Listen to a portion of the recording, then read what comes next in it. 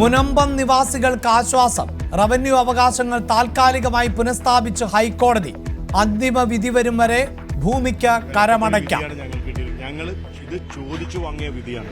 പുതിയൊരു നിയമം വന്നതിന്റെ ഒരൊറ്റ പിൻബലത്തിലാണ് ഇങ്ങനത്തെ ഒരു വിധി ഉണ്ടാക്കാനായിട്ട് ഇന്ന് സാധിച്ചിരിക്കുന്നത്.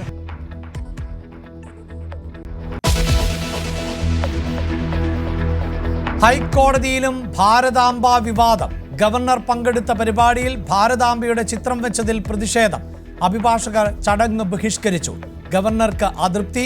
ചീഫ് ജസ്റ്റിസിന് പരാതി നൽകി ലോയേഴ്സ് യൂണിയൻ.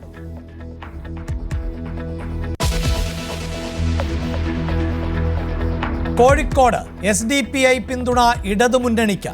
BJPയെ തോൽപ്പിക്കാനാണ് പിന്തുണ നൽകുന്നത് എന്ന വിശദീകരണം. ഇടത് SDPI ബന്ധം ചർച്ചയാക്കാൻ UDF. ഈരാറ്റുപേട്ടയിൽ PDP ജില്ലാ പ്രസിഡന്റ് LDF സ്ഥാനാർത്ഥി.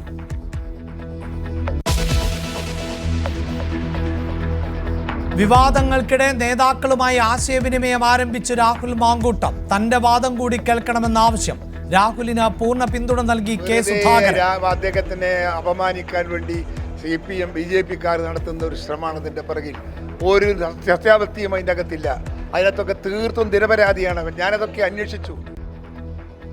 സണ്ണി ജോസഫിനും മൃദു സമീപനം. VD സതീശൻ കടുത്ത നിലപാടിൽ തന്നെ.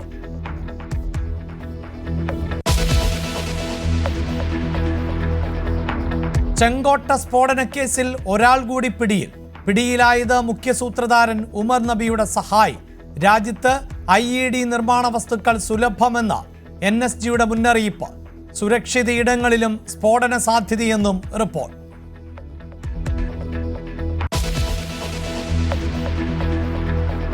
വെഞ്ഞാറമ്മൂട് IS കേസിന്റെ വിവരങ്ങൾ NIAക്ക് കൈമാറുമെന്ന് സംസ്ഥാന പോലീസ് മേധാവി.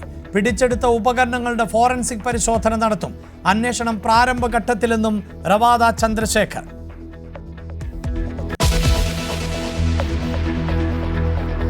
തീവ്ര വോട്ടർ പട്ടിക പരിഷ്കരണത്തിൽ തൽസ്ഥിതി റിപ്പോർട്ട് തേടി സുപ്രീം കോടതി. സത്യവാങ്മൂലം സമർപ്പിക്കാൻ തെരഞ്ഞെടുപ്പ് കമ്മീഷന് നിർദ്ദേശം. കമ്മീഷൻ പറയുന്നതല്ല സാഹചര്യമെന്ന് കേരള സർക്കാർ. SIRന് കുട്ടികളെ ഉപയോഗിക്കുന്നതിൽ തഹസിൽദാറുടെ ഉത്തരവിനെതിരെ വിദ്യാഭ്യാസ വകുപ്പ്.